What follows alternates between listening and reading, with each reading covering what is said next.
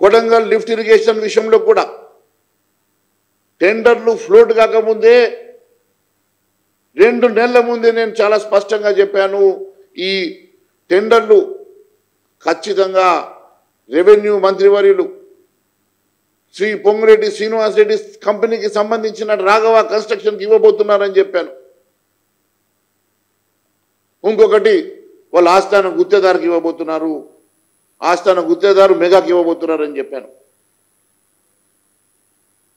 మరి అదే మాదిరిగా నేను చెప్పినట్టుగానే నెల తర్వాత టెండర్ ఫ్లోట్ అయ్యి ఇంకో నెల తర్వాత ఈరోజు అగ్రిమెంట్ అయితే ఎవరికి వచ్చినాయి నేను చెప్పినట్టుగానే మరి మెగా ఇంజనీరింగ్కి, అదే మాదిరిగా పొంగులేటి శ్రీనివాసరెడ్డి ఇప్పుడు రెవెన్యూ మంత్రివర్యులకు మరి ఇప్పుడు వచ్చింది. మరి ఈ ఇద్దరు కంపెనీలకు 4,500 కోట్ల రూపాయల కొడంగల్ లిఫ్ట్ ఇరిగేషన్లో ఇప్పుడు టెండర్ వేసినటువంటి 2,500 కోట్ల రూపాయల టెండర్లో ఇద్దరు కంపెనీలకు చెరిసగంగా పంచిచ్చారు. నేను ఒకటే అడుగుతా ఉన్నాను, ఈ అంశంలో మీరు కేటీఆర్ గారు ఈరోజు కళ్ళు తెరిచారు కదా, నేను 2 నెలల క్రితం చెప్పాను, నెల క్రితం ఇది టెండర్ ఫ్లోట్ అయిపోయిన తర్వాత కూడా ఈ రోజు వరకు కూడా ఈ అంశంలో కేవలం ఏదో మాట్లాడాలి కాబట్టి మాట్లాడుతున్నారు కదా.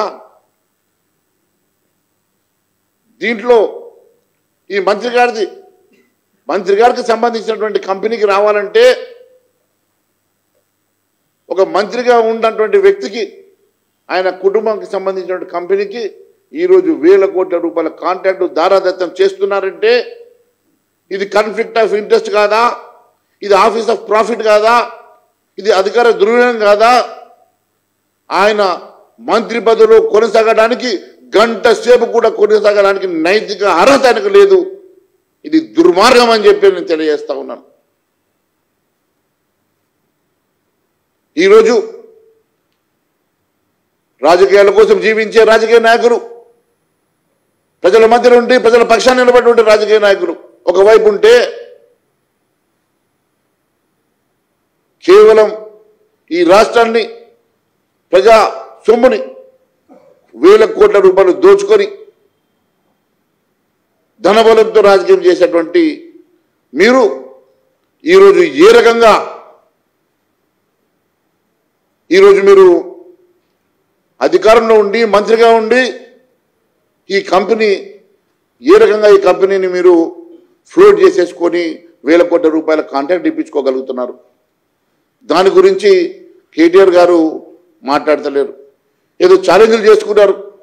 నేను ఈరోజు ఛాలెంజ్ చేస్తా ఉన్నాను మంత్రి గారు, నేను ఛాలెంజ్ చేస్తా ఉన్నాను కేటీఆర్ గారు. మరి ఇది వాస్తవం కాదంటే నేను రుజువు చేయడానికి సిద్ధంగా ఉన్నాను. పొంగురెడ్డి శ్రీనివాసరెడ్డి ఎగ్జిమ్ బ్యాంక్ కానీ, పొంగురెడ్డి శ్రీనివాసరెడ్డి కొడంగల్ కాంట్రాక్ట్ కానీ, ఇవన్నీ కూడా ప్రజా వ్యతిరేకం, ప్రజాస్వామ్యంలో నైతిక విలువ లేనటువంటి రాజకీయం కాదని అడుగుతున్నా. పొంగులేటి శ్రీనివాసరెడ్డి గారు స్టేట్మెంట్ ఇచ్చారు, ఏదో ఛాలెంజ్ చేస్తా, రాజీనామా చేస్తా అని. ఈరోజు నేను చెప్తా ఉన్నాను, మీ ఇద్దరు డ్రామా చేసి రాజీనామాలు కాదు, నిజంగా నువ్వు ముందుకు వస్తావా ఎంక్వైరీకి? ఎంక్వైరీ లోపల ఇది వాస్తవాలు తేల్చి, ఇవి వాస్తవం అని చెప్పి నేను తేల్చకపోతే నేను రాజకీయాల నుంచి తప్పుకుంటా, దానికి నువ్వు సిద్ధమా? పొంగులేటి శ్రీనివాసరెడ్డి గారు, అదేవిధంగా కేటీఆర్ గారికి నేను ఛాలెంజ్ చేస్తా ఉన్నాను. మీరు ఈ రకంగా ప్రజల్ని మభ్యపెట్టేసి మీ ఇద్దరి మధ్యలో ఏదో డ్రామాలు చేసేసి అసలు భారతీయ జనతా పార్టీ పని చేయనట్టుగా మీరు మాట్లాడుతూ ఉన్నారు కదా. భారతీయ జనతా పార్టీ అన్నిటికన్నా ముందు, అందరికన్నా ముందు ఈ రాష్ట్రంలో ఉన్నటువంటి అనేకమైనటువంటి అవినీతి ఆరోపణలను, అనేకమైనటువంటి అంశాలను ప్రజల దృష్టికి తీసుకొచ్చినటువంటి ఏకైక party Bharatiya Janata party. Bharatiya Janata party legislative party అధ్యక్షుడిగా నేను ఎప్పటికప్పుడు అన్ని వాస్తవాలను ప్రజల ముందుకు మీ ద్వారా తీసుకొస్తున్నమాట వాస్తవం కాదని అడుగుతా ఉన్నాను. ఈరోజు కేవలం ఏదో తప్పిదమని చెప్తా ఉన్నారు కదా. మీ హైడ్రా సంగతి కానీ, మీ ధరణి సంగతి కానీ, మీ కాంట్రాక్టుల సంగతి కానీ, మీ బ్యాంకుల గ్యారంటీల సంగతి కానీ, ఏ అంశం మీద ముందుకు వస్తావో రండి. నేను రుజువు చేయకుంటే నేను రాజకీయాలను వెంటనే నేను ఎమ్మెల్యేగా రాజీనామా చేయడానికి సిద్ధంగా ఉన్నా, రాజకీయాలను తప్పుకోవడానికి సిద్ధంగా ఉన్నా. దానికి నువ్వు నీ పార్టీ సిద్ధంగా ఉన్నదని అడుగుతా ఉన్నాను.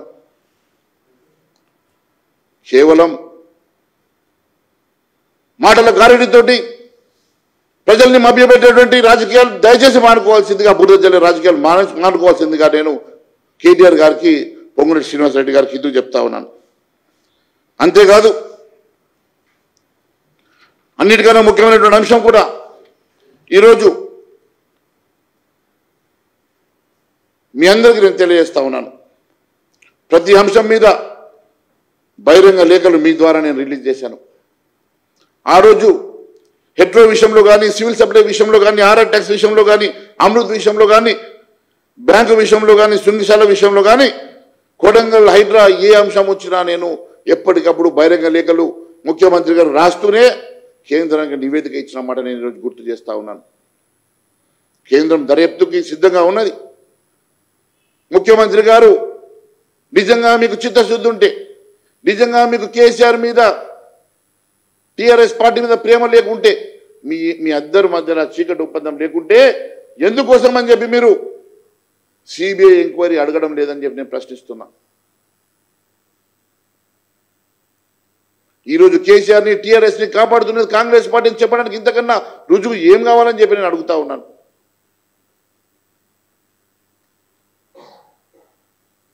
కేవలం హైదరాబాద్కి సిబిఐ రాదు కదా అని చెప్పి సిబిఐ ఎందుకు ఎంక్వైరీ చేస్తలేరు అని చెప్పి అంటున్నారు కదా. మొన్న ఢిల్లీకి వెళ్ళి వచ్చారు. ఒక్క లిక్కర్ స్కామ్ ఢిల్లీలో దొరికితే హైదరాబాద్ వరకు వచ్చారు, మీకు తెలుసు. ఇప్పుడు కూడా ఖచ్చితంగా పరిశోధన జరుగుతుంది. ఇప్పుడు కూడా ఖచ్చితంగా దర్యాప్తులు జరుగుతాయి.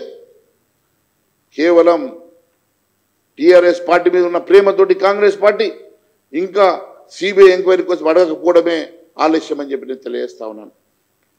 అంతేకాదు, ఎన్నో అంశాలు ఉన్నాయి.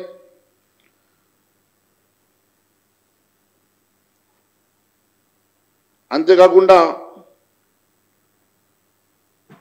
మంత్రిగా ఉన్నటువంటి పొంగులేటి శ్రీనివాసరెడ్డి గారు కానీ, మంత్రిగా ఉన్నటువంటి బట్టి విక్రమార్క గారు కానీ, ఉత్తమ్ కుమార్ రెడ్డి గారు కానీ, అంతేకాకుండా రేవంత్ రెడ్డి గారి మీద కానీ, వారి డిపార్ట్మెంట్స్ మీద కానీ ఎన్నోసార్లు ఎన్నో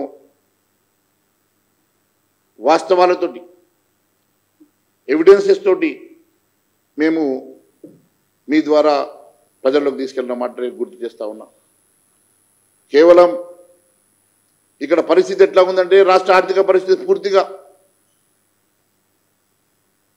అధ్వానమైనటువంటి పరిస్థితిలో ఎఫ్ఆర్బిఎం పరిధి దాటి 1000 కోట్ల రూపాయలు అప్పులు తీసుకొచ్చి కూడా ఈ రాష్ట్ర ఆర్థిక పరిస్థితి పూర్తిగా దివాలా తీసే పరిస్థితిలో ఉన్నది. కానీ మంత్రులు మాత్రం 1000 కోట్ల రూపాయలు సంపాదించే దిశలో ఉన్నారు. నాకు ఒక సామెత గుర్తొస్తున్నది, ఆపరేషన్ సక్సెస్ పేషెంట్ డైడ్ అని. ఇక్కడ రాష్ట్ర ప్రభుత్వం చచ్చిపోతూ ఉంటే రాష్ట్ర ప్రభుత్వం నడిపించే వాళ్ళు మాత్రం వాళ్ళు సక్సెస్ అయినామని అనుకుంటున్నారు. వాళ్ళు సక్సెస్ కావడం కాదు, రాష్ట్ర ప్రభుత్వం, ప్రజానీకం వారి జీవితాలు బాగుపడాలి. కానీ ఇక్కడ ఇచ్చిన హామీలు నెరవేర్చరు, ఏ ఒక్క హామీ ఇచ్చిన గ్యారెంటీ నెరవేర్చరు.